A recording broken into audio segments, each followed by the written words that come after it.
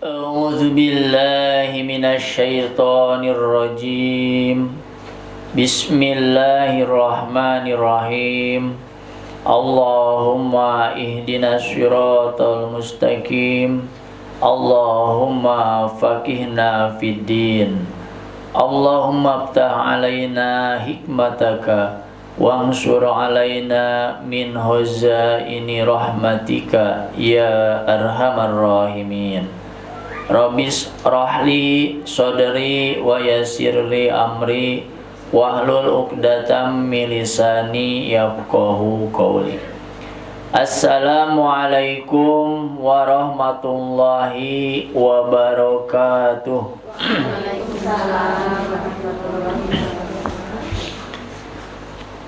Alhamdulillahi rabbil alamin.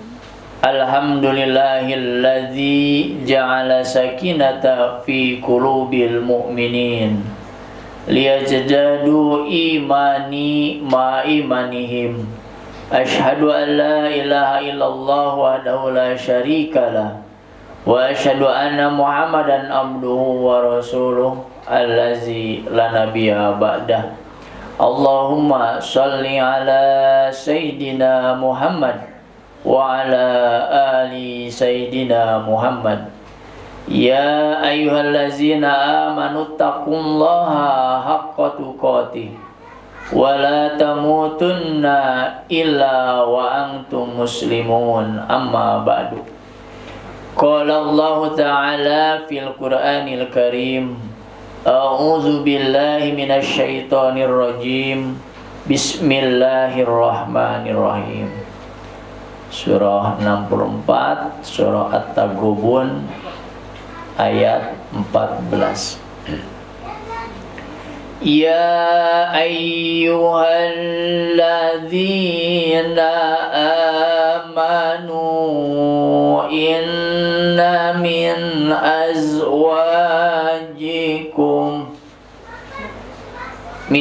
azwajikum wa auladikum aduwwan lakum fahdharuhum wa in ta'fu wa tasfahu wa taghfiru fa innallaha ghafurur rahim. Innama amwalukum wa auladukum fitnah wallahu indahu ajrun azim. Fattaqullaha mastata'tum wasma'u wa ati'u wa anfiqu khairan li anfusikum wa man yuqa shuhha nafsihi fa ulaika humul muflihun. Ya tuqridullaha qardan hasanan yudha'ifhu lakum wa yaghfir lakum wallahu syakurun halim. Alimul ghaibi wasyahadatil azizul hakim. Shadaqallahul alim. Alhamdulillah, kita bersyukur kepada Allah Subhanahu wa taala atas nikmat yang Allah berikan kepada kita, baik nikmat lahir, nikmat batin, wabil khusus nikmatnya iman dan Islam, la tuhsuha, nikmat itu tidak bisa kita hitung satu persatu. Sholawat dan salam tak lupa kita limpah curahkan kepada junjungan kita, suri tauladan bagi kita, panutan bagi kita, yaitu Nabi Muhammad sallallahu alaihi wasallam, dan juga semoga terlimpah kepada keluarganya, para sahabatnya, tabi'in, tabi'ut tabi'in, para imam, alim ulama, dan tentunya insyaallah umatnya, diantaranya kita semua. Dalam kesempatan ini, sesuai dengan rencana pada minggu kemarin, setelah menjelaskan dampak orang-orang yang senantiasa berbuat dosa dan orang-orang yang bertakwa, maka pilihan kita tentu kita berusaha menjadi orang yang beriman dan bertakwa. Makanya kenapa kita hadir di majelis ta'lim, kenapa kita hadir dalam mencari ilmu, tiada lain pingin dikategorikan kita menjadi orang yang bertakwa. Alasannya adalah kenapa kita hari ini membawa Al-Quran, memegang Al-Quran, membuka Al-Quran. Karena firman Allah, zalika kitabula raiba fihi hudalil muttaqin. Itu kitab Al-Quran itu la raiba, tidak ada keraguan lagi, fihi di dalamnya. Dalam kandungan Al-Quran tidak ada keraguan lagi. Hudan sebagai petunjuk, lil muttaqin bagi orang-orang yang bertakwa. Nah, maka kenapa kita buka Quran hari ini? Tiada lain harapannya kita menjadi seorang muttaqin atau orang yang bertakwa. Nah, maka salah satu dari kebiasaan orang yang senantiasa berbuat dosa ternyata ada pada lingkungan kita, kadang bahkan keluarga kita, terutama sikap kita terhadap anak kita. Wes tong jauh ting meh heula ayeuna mah urusan dosa kita mah pasti loba. Ya, yang digaris bawahi, yang terasa tidak terasa, tapi hari ini kita coba terhadap keluarga kita. Kenapa? Karena Allah berfirman, "Qu anfusakum wa ahlikum naro." Jaga dirimu dan keluargamu naron, dari api neraka. Nah, maka coba kita mengevaluasi kebiasaan kita terhadap anak kita. Terutama jangan sampai kebiasaan, sikap, perkataan, tingkah laku diri kita menyebabkan anak tidak taat kepada Allah Subhanahu wa Ta'ala. Nah, maka kita perlu tahu dosa apa saja, kebiasaan apa saja yang sekira akan menjadikan anak itu ya jauh dari tuntunan agama. Kalau melihat hadis, kullu mauludin yuladu ala fitrah, fa abawahu yuhawidanihi au yunasiranihi au yumajisanihi. Semua anak bayi yang terlahir itu dalam keadaan bersih, suci. Pabawahu, maka tergantung orang tuanya. Apakah anak yang bersih ini, yang lahir ini dengan keadaan yang suci akan dijadikan seorang Yahudi atau Nasrani atau Majusi, atau menjadi harapan kita menjadi seorang Muslim yang muttaqin, yang bertakwa. Berdasarkan hadis tersebut berarti ada peranan penting seorang ibu, seorang bapak terhadap tumbuh kembangnya seorang anak. Karena anak itu asalnya polos, nah anaknya jadi kieu.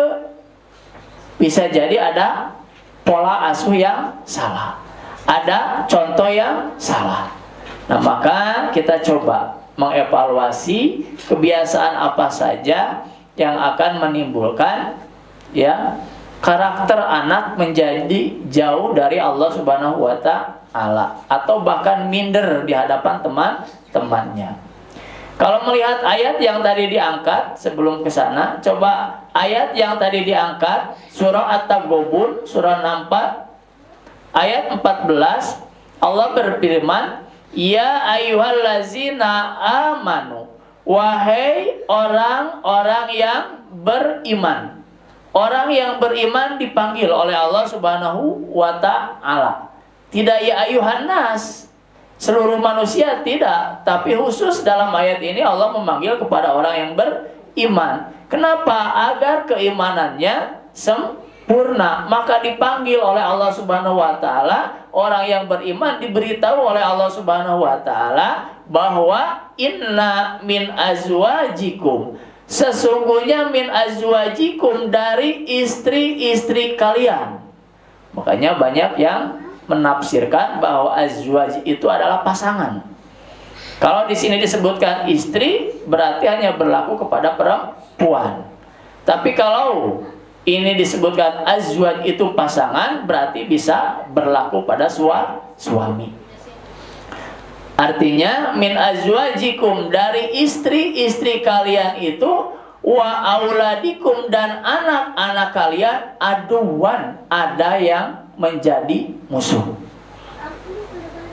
Seorang istri yang tidak dibimbing suami, atau kebalikannya seorang anak yang tidak dibimbing oleh orang tuanya, maka kelak dia akan menjadi musuh. Terutama nanti di hadapan Allah Subhanahu wa taala.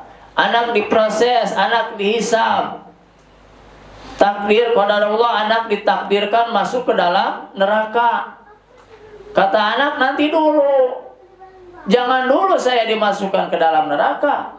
Kenapa? Karena saya tidak merasa dibimbing, tidak merasa diajarkan, tidak merasa diurus oleh orang tua. Maka sebelum saya masuk neraka, orang tua saya yang harus bertanggung jawab. Maka hisab di sana, anak akan menjadi musuh bagi kita. Maka kita hari ini alhamdulillah hadir di pengajian, menjadi contoh bagi anak-anak kita.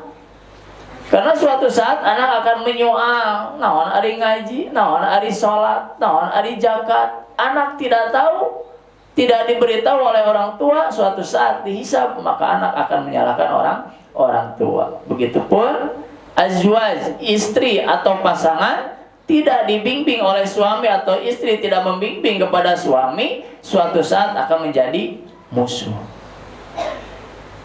Istri menuntut suami memiliki harta, kekayaan. Suami saking cintanya kepada istri, ingin memenuhi semua kebutuhan istri, maka suami bisa melakukan perbuatan yang salah. Demi istri yang dicintai, bisa saja suami korupsi, bisa saja suami mencuri, bisa saja mencari nafkah yang diharamkan oleh Allah Subhanahu wa taala, maka disitulah letak istri akan menjadi musuh. Ya. Maka kata Allah apa ayat selanjutnya? Fahdaruhum, maka waspadalah, berhati-hatilah kalian terhadap anak dan istri. Karena yang dibahas di sini adalah bagaimana kita melihat anak. Nah, maka saya garis bawahi bahwa fahdaruhum, berhati-hatilah kalian kepada anak-anak kalian.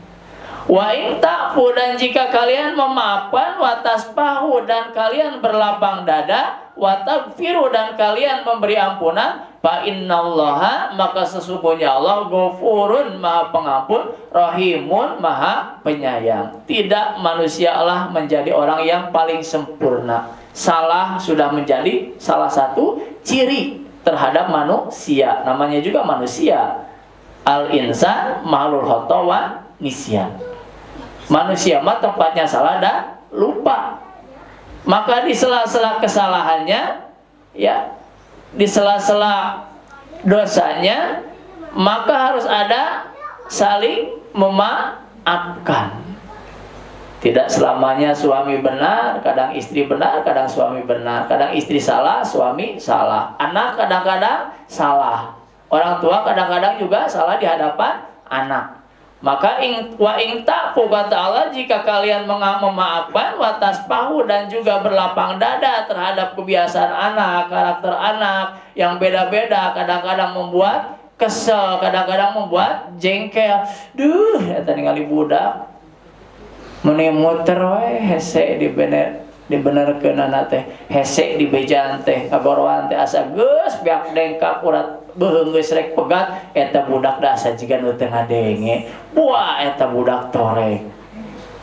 Ya, makanya fahzaruhum, berhati-hati. Batas bahu, berlapang dada lah terhadap anak. Wa taghfiru, dan juga kalian memberikan ampunan. Kenapa? Fa innallaha ghafurur rahim. Allah juga Maha Pengampun, Maha Penyayang. Kemudian dan dia dalam ayat 15-nya Allah menjelaskan lebih detail bahwa innama, sesungguhnya tiada lain, amwalukum, harta-harta kalian, wa auladukum, dan anak-anak kalian, fitnah, adalah cobaan, ujian. Anak itu bukan milik, Bu, tapi titipan. Kalau titipan berarti harus dijaga, diurus. Karena apa? Itu adalah amanat. Dari siapa? Dari Allah Subhanahu wa Ta'ala. Itu adalah amanat. Ada orang yang puluhan tahun berumah tangga, qadarullah belum dititipi anak. Ada orang yang qadarullah rumah tangganya setiap tahun lahir satu anak. Itu titipan. Fitnah sebagai ujian terhadap ikhtiar kita, usaha kita. Karena nanti begitu lahir anak, ada kewajiban orang tua yang kadang-kadang anak membuat kita jengkel. Wallahu, dan Allah, indahu, di sisinya lah, ajrun adim, ada pahala yang sangat besar. Di dalam harta, di dalam anak akan mendatangkan pahala yang sangat besar. Kalau harta dan anaknya senantiasa berada di jalan Allah Subhanahu wa Ta'ala. Nah, maka kita hari ini mencoba untuk kebiasaan diri kita yang tidak disadari akan menimbulkan dosa bagi diri kita dan juga menghambat terhadap perkembangan anak. Yang pertama, banyak orang tua yang tidak menyadari. Karena apa? Orang tua sering menelantarkan anak. Luas pengertiannya menelantarkan anak teh, Bu. Bukan hanya tidak memberi makan minum, tapi membiarkan anak dalam satu keadaan tanpa ada manfaat. Itu termasuk menelantarkan anak. Budak ni anteng alhamdulillah, budak abi mati diriwit teu ngagandengkeun teu. Ngaganggu kesibukan orang tua, anteng we camak blok anteng keur main HP jam-jaman diantep. Nah, itu teh mentelantarkan anak. Jadi mentelantarkan anak itu membiarkan keadaan anak dalam kesalahan, dalam kelaparan geus puguh kudu dibere makan, dalam kedinginan geus puguh budak mah kudu diimahan, kudu dibajuan. Itu kewajiban orang tua. Tapi banyak yang menelantarkan anak dalam keadaan waktunya habis digunakan yang sia-sia. Kenapa menjadi dosa? Karena kata Rasulullah Sallallahu Alaihi Wasallam, seseorang telah cukup berbuat dosa apabila dia menelantarkan orang-orang yang menjadi tanggungannya. Anak tanggungan kita sebagai orang tua. Anak ditelantarkan, kata Rasulullah, cukup perbuatan itu menjadi dosa. Hati-hati. Fahzaruhum, maka berhati-hatilah terhadap anak kita. Ya, ai dibere makan mah insyaallah lah, da budak mah teu piraku urang teh dibere dahar, dibajuan, pasti piraku urang dibubuligir, diantepkeun. Ya, tapi membiarkan anak dalam keadaan waktu habis digunakan untuk yang sia-sia, itu tidak terasa oleh kita. Merasa anak merasa jong-jong bermain, merasa kita tidak disibukkan oleh anak, tidak diganggu oleh anak. Kadang kita alhamdulillah budak abi mah anteng. Nah, itu menjadi posisi menelantarkan anak. Berhati-hati. Yang kedua, tidak mendidik anak dengan baik, terutama dari segi agama. Budak boleh pintar, cerdas, matematika boleh 10, bahasa Inggris boleh 9. Ya, pelajaran umum boleh nilainya di atas rata-rata. Tapi kalau nilai agama, kalau untuk urusan akhirat tidak sampai kepada anak kita, maka anak kita nanti akan menjadi musuh bagi kita. Rasulullah Shallallahu Alaihi Wasallam bersabda, tiada suatu pemberian yang lebih utama dari orang tua kepada anaknya selain pendidikan yang baik, yaitu agama. Ini sabda Rasulullah. Tiada suatu pemberian yang lebih utama terhadap anak selain pendidikan agama. Maka didiklah anak kita dengan agama. Kenalkan dia kepada yang menciptakannya, kenalkan dia kepada yang memberi rezekinya, kenalkan dia kepada orang yang membangun, menciptakan langit dan bumi ini. Kenalkan kepada Allah Subhanahu wa taala agar tumbuh dalam dirinya merasa dirinya diciptakan oleh Allah Subhanahu wa taala. Maka kepatutannya, ketaatannya tiada lain hanya kepada Allah Subhanahu wa taala. Yang ketiga, jangan pernah pilih kasih. Bagi ibu-ibu yang ditakdirkan punya anak banyak, bu ayana putrana 7 bu, tuh ayah 2 KB keluarga berencana sadayana, masya Allah. Ayah 4 nu 5. Aduh, alhamdulillah nyabunya qadarullah. Cokolat baheula mah loba anak loba rezeki cenah. Bener teh Bu. Loba anak loba rezeki. Sabab anak makan sakali ngariung 7-an, berarti 7 piring. Terus teh Bu, kali 3 sabaraha sadinten 21 piring. Lamun anu anakna 2, keluargana 4. Berarti kan 4 piring. Abi 4 piring. Putra 2, istri yang abi 2, 4 piring. Kali 3 12 piring. Seueur mana Bu rezekina anu 12 piring jeung nu 40 piring. Nu putra 10 mah komonya. Tah teh bener Bu, banyak anak banyak rezeki. Jadi jangan merasa kita yang memberi rizki kepada anak kita. Ada itu mah rizki mah ti Allah Subhanahu wa taala. Kadar orang ikhtiar digawe ada kewajiban orang atuh. Ya, jadi jangan merasa kita yang memberi makan, memberi minum, memberi pakaian. Jangan kita yang merasa. Da itu mah rizki ti Allah. Nah, atuh ngadan nita gawe, nah itu mah kewajiban. Ya. Jadi walaupun kita kerja dari pagi sampai larut malam, kalau takdir Allah boga gaji 10.000 nya 10.000. Ya, itu mah tidak bisa melebihi kudrat takdir ukuran dari Allah Subhanahu wa taala. Pilih kasih, jangan sampai pilih kasih di antara anak kita. Siapa yang tahu perasaan kita, hati kita, apakah pilih kasih terhadap anak atau tidak, ada pada diri kita. Kadang-kadang si neng mah budak nu dipikahayang Pak Abi segala diboboy. Nah, budak lalaki anu abi hoream. Nih, dulu budak lalaki itu terasa. Kadang-kadang disepelekan. Siapa yang tahu itu? Kita masing-masing. Ya. Maka kenapa kita tidak boleh pilih kasih? Rasulullah bersabda sampai 3 kali, adilah kepada anakmu, adilah kepada anakmu, adilah kepada anakmu. Rasulullah mengingatkan kepada umatnya supaya kita berlaku adil terhadap anak-anak kita, baik dari segi pakaian, makanan. Walaupun tentu adil ini bukan berarti harus sama rata.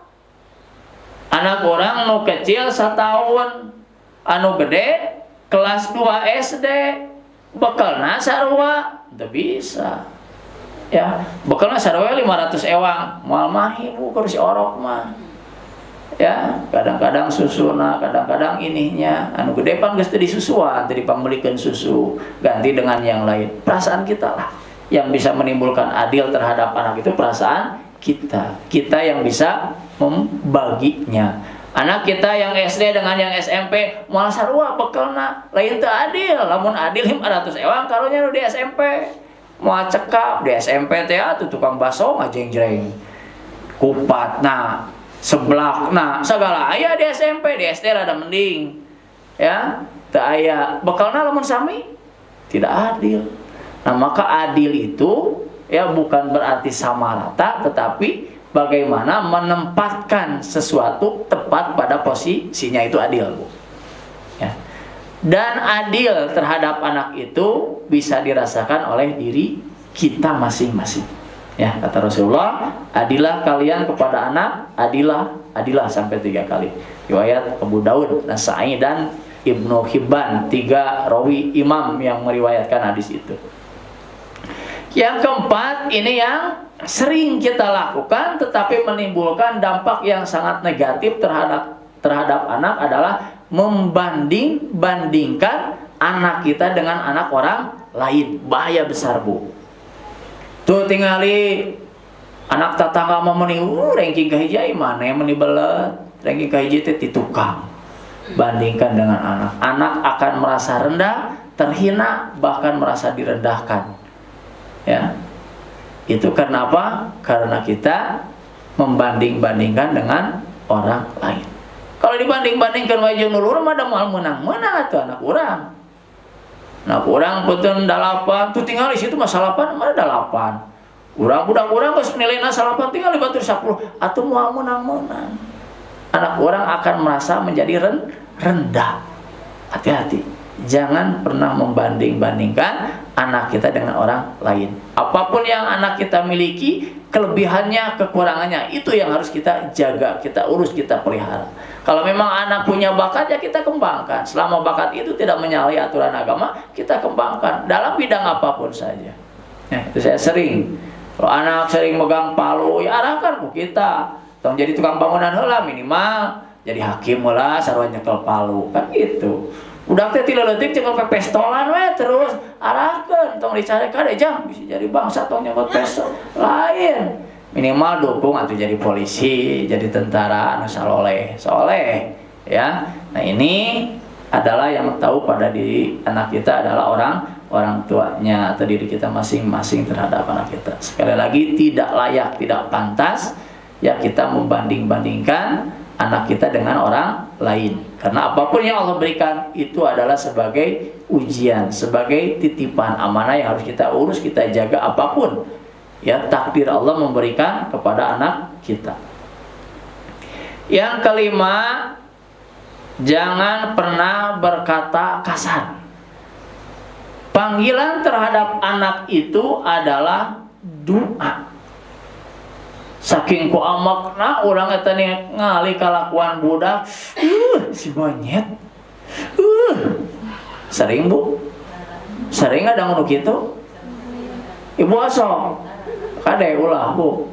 Lamun anak monyet tak indungna naon atuh? Ya, hati-hati. Karena orang tua itu sekali berbicara itu doa. Kalau memanggil sebutan-sebutan yang buruk terhadap anak, dengan otomatisnya dia mendoakan anaknya seperti itu.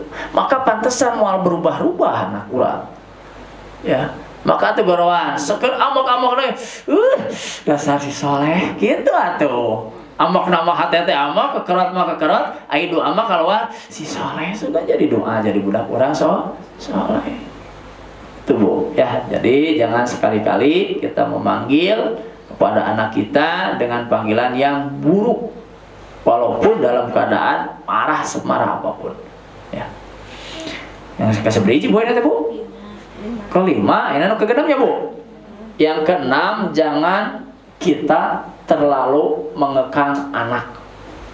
Hati-hati, Bu. Kalau anak dikekang, dia tidak akan bisa menyalurkan bakatnya. Diurus tadi imah we. Teu meunang kaluar teu ujung tatangga atuh sekali panggil jeung tatangga teh. Sing garangan. Hah? Da teu wawu atuh, Bu. Tapi lamun panggil jeung tatangga kenal, oh ieu mah namina Adam, ieu mah namina Husein, ieu mah namina kenal jeung tatangga teh mah wawu resep. Dikekang we, Bu, dicepeng we, di imah dikerem. Budak tidak akan berkembang, Bu. Sosialnya tidak akan terbangun, emosinya tidak akan terbangun. Tetapi juga kita harus melihatnya, mengontrolnya, memperhatikannya, dengan siapa anak kita bergaul, dengan siapa dia berteman. Itu yang harus kita lakukan sebagai orang tua. Ada pekerjaan di sana. Mengekang tidak boleh, membiarkan terlalu lepas juga tidak boleh. Artinya biarkan dia berkembang menurut kemauannya, selama itu tidak menjadi dosa di hadapan Allah Subhanahu wa taala atau menimbulkan karakter yang buruk, nah maka orang tua harus membiarkannya, mendukungnya. Kecuali anak itu memiliki karakter yang salah, yang buruk, nah maka kewajiban ikhtiar orang tua di sana berperan, harus memberi nasihat, mengingatkan, ya. Sekali lagi, jangan sekali-kali ibu mengekang anak. Adek bu, anak akan menjadi drop, ya, akan menjadi jatuh mentalnya karena senantiasa kita kekang reka ditu ulah reka dia ulah rek ulin ulah rek gitu. Bae we atuh ulin mah, nu penting tahu ulin ajeng saha, tujuan arek ka mana. Ulah kieu aya nu tadi kekang, jog ini jog. Sakahayang we jog ka mana, geus balik-balik deui. Kadang-kadang urang mah kesal kitu sabang geus dikekang teu bisa, carek teu bisa, ayeuna mah jog atuh jog rek ka mana we kemadinya. Balik teh baliknya, geus sakali teu balik ceurik karek. Ya, saking ku amokna budak dianggap bae teh balik ke jig. Ibu mah, bapak mah teu hariwang. Leungit we sapoe sapeuting, mun teu ceurik tak kukurilingan, neangan. Nah, makanya jangan seucap-ucapnya, ya. Biarkan anak berkembang menurut kemauannya, tetapi tentu kita harus mengontrolnya, jangan sampai anak kebablasan. Yang selanjutnya, jangan pernah menuntut anak bersikap dewasa sebelum waktunya. Lamun budak leutik lulumpatan wajar, tong dituntut cina cici.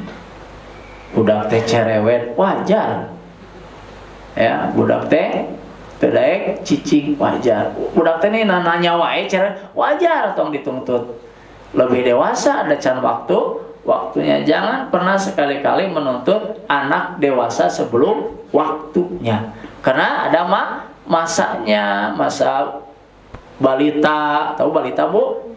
Bayi di bawah 5 tahun gitu kan, ada masanya di 10 tahun, di masa remaja, masa dewasa. Anak mau berkembang sesuai perkembangannya. Jangan dituntut anak 12 tahun disamakan dengan anak yang sudah 17 tahun, mau nyambung gitu, ya. Tapi mau budak teh dewasa cicing we di imah, ya. Hari uang budak umur 8 tahun tapi jika dewasa cicing we di imah, teu daek gaul, teu daek kumaha. Hati-hati bu, kadang-kadang itu sedang mentalnya drop, kadang-kadang ada masalah dengan temannya. Nah, itu yang harus kita gali, kita kaji. Ya, yang selanjutnya, jangan sekali-kali menafkahi anak atau memberi makan, minum, pakaian kepada anak dari barang yang haram. Hati-hati.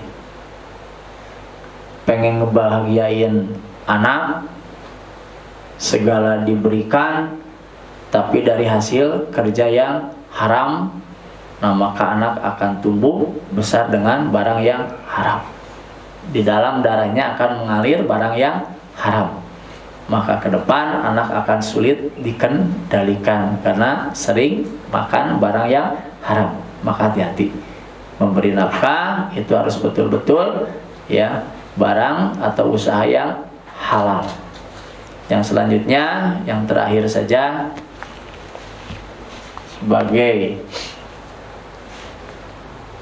kebiasaan ibu yang menimbulkan atau bapak menimbulkan dosa adalah tidak pernah memberi contoh kepada anak, ya. Pandainya hanya menyuruh, tidak bisa memberi contoh. Maka di dalam Al-Quran, atamuruna an-nasa bil birri wa tansawna anfusahum. Mengapa kalian memerintah kepada kebaikan kepada orang lain sementara dirinya melupakan, wa tansawna anfusahum, dan dia tidak melakukan. Artinya apa? Artinya kita harus menjadi contoh bagi anak-anak kita. Kalau anak-anak kita pengen ngaji, maka kita harus mencontohkan ngaji. Kalau anak-anak kita pengen rajin sholat, maka kita contohkan di depan anak kita rajin sholat. Rasulullah Shallallahu Alaihi Wasallam menjadi seorang pemimpin yang walau masa kepemimpinannya tidak ratusan tahun, tetapi menjadi orang yang tersukses sampai sekarang, bahkan dunia dan akhirat. Kenapa? Karena Rasulullah tidak hanya pandai memerintah, tetapi Rasulullah pandai memberi contoh. Kalau Rasulullah menyuruh itu, dia sendiri sudah melakukan. Rasulullah memerintahkan, mengajarkan sholat, dianya sendiri yang menjadi ibrohnya, yang menjadi suri tauladannya, memberi contoh duluan. Nah, maka bagi kita itu bisa diambil pelajaran. Setiap apa yang kita inginkan terhadap anak kita, maka berikan contoh yang baik, contoh yang sesuai dengan apa yang kita inginkan. Budak teh yang pintar ngaji, ya udah ngaji lah. Budak nanti nuturkeun. Budak teh yang segala bisa, nah maka kita kudu segala bisa. Namun teu bisa nyarahkeun sebisa orang. Ya. Jadi usahakan kita menjadi contoh bagi anak kita. Sebelum anak kita mencontoh orang lain yang kadang belum tentu betul benar atau salahnya, nah maka anak harus mencontoh kepada kita. Makanya cek bahasa Sunda mah ya, muncang labuh kapu huna. Jadi lamun barang itu kembali tidak akan jauh dari induknya. Muncang lamun murag bu ti luhur, itu moal muncangna di dieu, moal jatuhna di Cianjur di dieu we. Ya, artinya apa? Anak itu tergantung orang tuanya. Kenapa? Karena anak orang tuanya yang pandai memberi contoh. Jangan sampai anak kita tidak mencontoh kita. Kita taat kepada Allah, jangan sampai anak kita tidak taat kepada Allah. Orang taat ke Rasul, jangan sampai anak kita tidak taat kepada Rasul. Ya, insyaallah dengan memberi contoh yang baik, nah, maka anak kita akan menjadi baik. Mudah-mudahan itu yang disampaikan bisa mengevaluasi.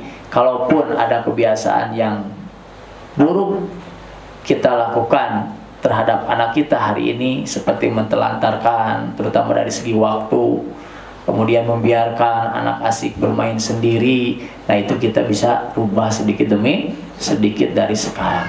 Tidak ada kata yang terlambat.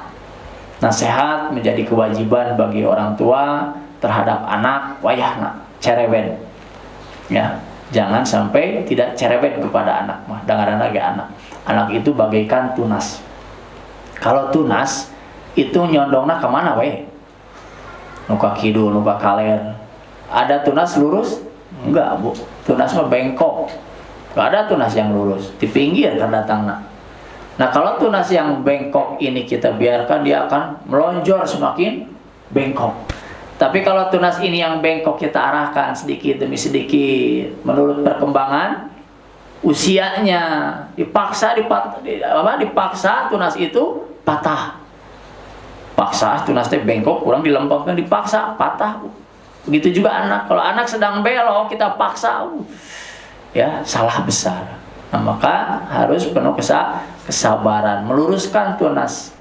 Itu harus penuh kesabaran sampai dia nanti menjadi batang yang kuat. Itu ikhtiar pemilik tanaman itu luar biasa. Ya, begitu juga kalau anak kita pengen kuat dari segi akidahnya, dari segi agamanya, ketakwaannya, maka kita pun harus kuat terus membimbing, mengarahkan. Itu saja yang bisa saya sampaikan. Mudah-mudahan menjadi ibrah bagi kita semua dan kita ditakdirkan oleh Allah Subhanahu wa taala menjadi anak yang memiliki anak-anak yang soleh dan soleha, terutama ya sesuai dengan ajaran agama kita, minimal dia menganut Islam itu sampai dia meninggal dunia ya.